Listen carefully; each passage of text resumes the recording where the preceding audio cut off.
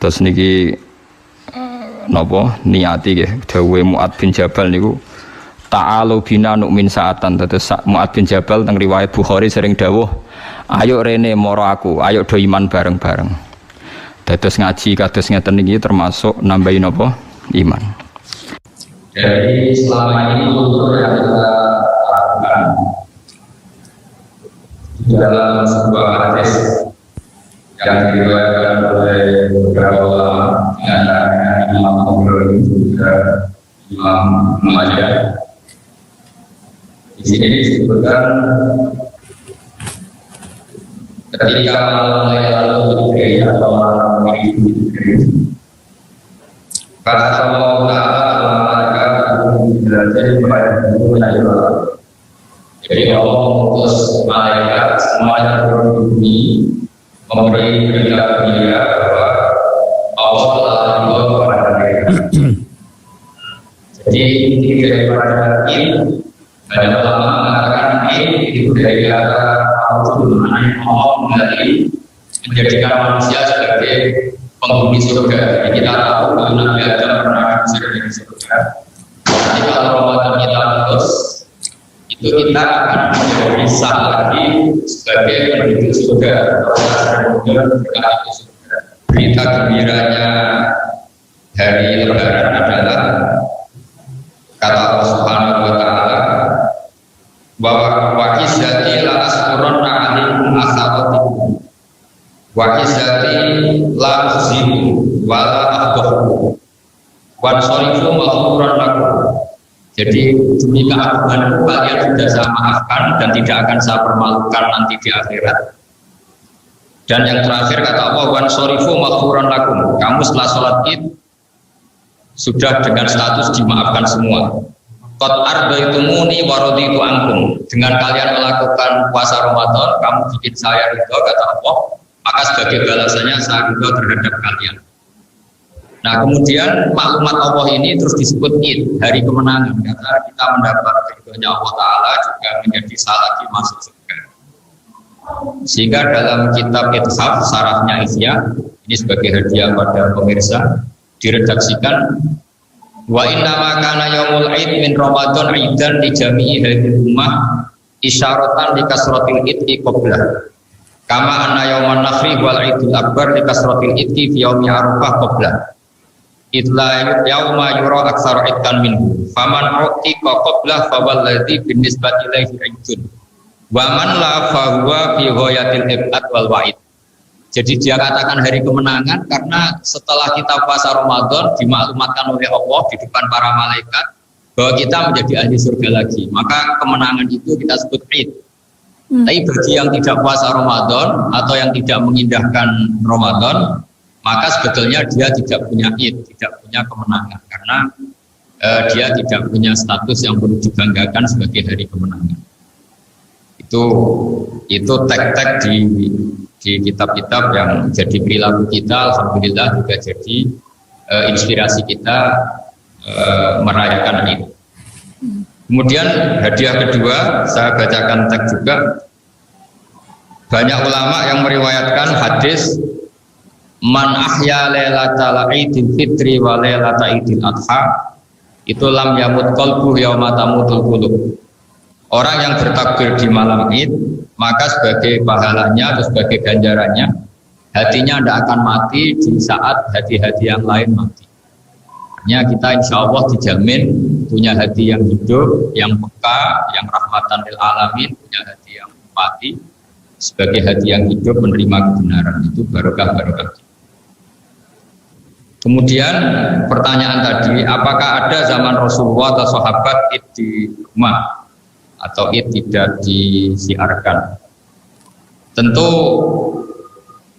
kalau masalah tarikh, masalah sejarah karena dulu tidak mengalami pandemi atau hal-hal yang luar biasa, maka memang Id itu dirayakan di jalan, di tempat-tempat publik, di tempat-tempat umum. Tapi saya yakin dalam filosofi hukum Islam ada kaidah la darara wa la dirar. Jika sekiranya kita yakin kalau berkerumun itu punya potensi buruk di orang lain, Maka di antara ajaran Islam adalah sebaiknya kita semua menjaga itu. Jadi saya mohon semuanya bisa maklumi keadaan ini, karena sejatinya Id, benar-benar hari kemenangan adalah hari di mana Allah memakmurkan, disaksikan dan dipersaksikan para malaikat. Kita diampuni lagi dan kita dinobatkan lagi sebagai penduduk surga, sebagaimana dulu memang kita ahli surga karena Nabi Adam diciptakan di surga. Jadi itu bentuk hadiah saya, jadi supaya kita tahu bahwa Lailatul Qadar sendiri itu mirip atau banyak ulama menghitung sama dengan 83 tahun 4 bulan. Jadi kalau mendapatkan Lailatul Qadar itu sama dengan ibadah senilai 83 tahun 4 bulan. Lalu filosofinya gimana? Filosofinya itu sebetulnya dulu itu masalah pengganti ya. Jadi orang-orang dulu itu kan umurnya panjang-panjang sampai ratusan tahun, bukan ada yang ribuan. Kemudian Rasulullah itu merasa umat saya ini meskipun soleh kan durasi amalnya tidak panjang karena umurnya pendek-pendek.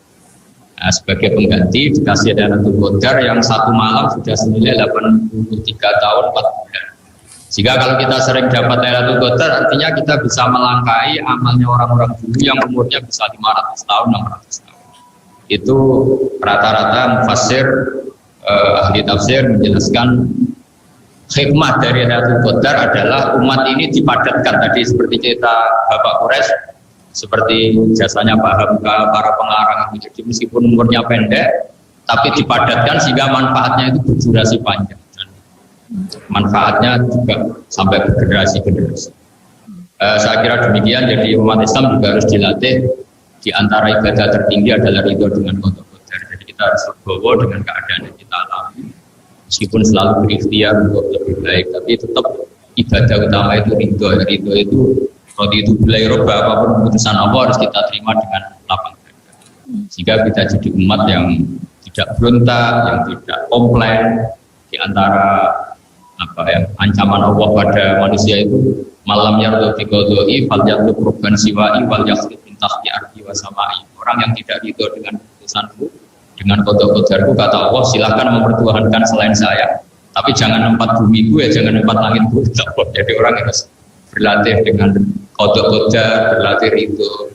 Karena semuanya juga diuji. Mungkin setelah ketemu keluarga mereka kecewa kita tidak dapat uang, atau ketemu kita kecewa karena mungkin figur kita sudah tidak menarik di depan anak-anak kita yang milenial karena kita mungkin jadul mungkin. Jadi artinya di ketemu juga tidak ada jaminan lebih baik. Ya kita ridho saja lah, yang ditakdir ketemu ya semoga itu jadi silaturahim yang baik, yang ditakdir gak ketemu semoga jadi kerinduan yang baik. Jadi kita harus berprinsip. Kata Rasulullah itu ajaban di amril mu'min inna amrahu kullahu khairun. Kata Rasulullah, orang mukmin itu harus semuanya baik. In asobatu na'ma syakara fakana khairan lah, wa in asobatu darra sabara fakana khairan lah. Orang mukmin sejati itu orang yang akan selalu bersikap baik. Dia selalu mengagumkan, kalau senang ya syukur baik, kalau kena masalah dia sabar.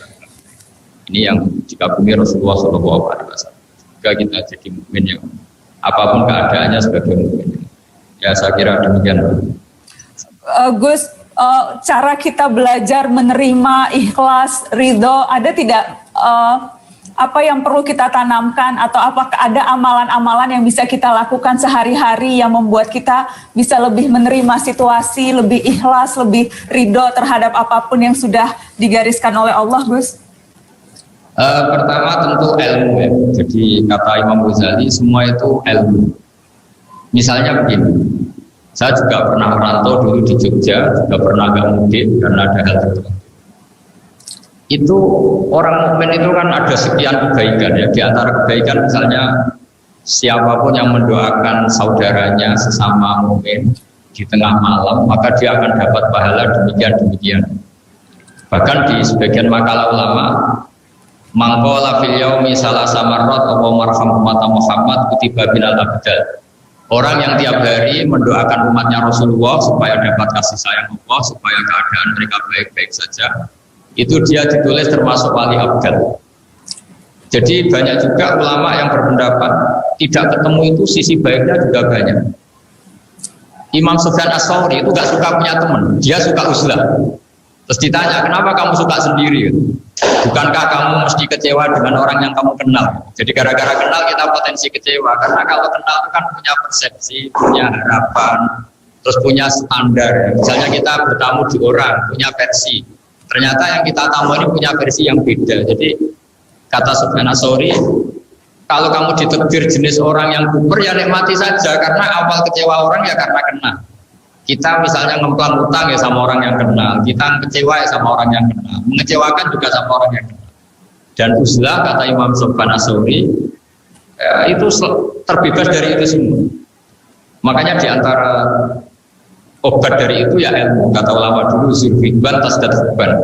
Kalau kamu senang seseorang jangan sering ketemu biar tetap rindu, tetap indah. Kalau sering ketemu nanti jenuh.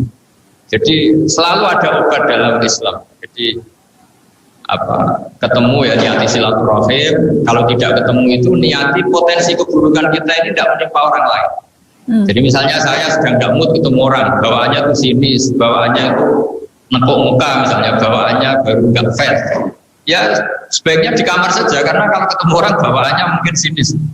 Jadi takufus syarroka anin nas, wa innaha sadaqatun minka ala nafsi. Kalau kamu sedang tidak kondisi fit, tidak baik, jangan sering ketemu orang, nanti bawaannya itu sinis. Tapi kalau sedang baik, silahkan ketemu. Jadi sebetulnya dalam Islam itu ketemu ya baik karena itu silaturahim. Nggak ketemu juga baik. Mungkin dengan cara itu kita tidak menyakiti orang lain. Dengan cara itu kita tidak mengecewakan orang lain, tidak ganggu orang lain.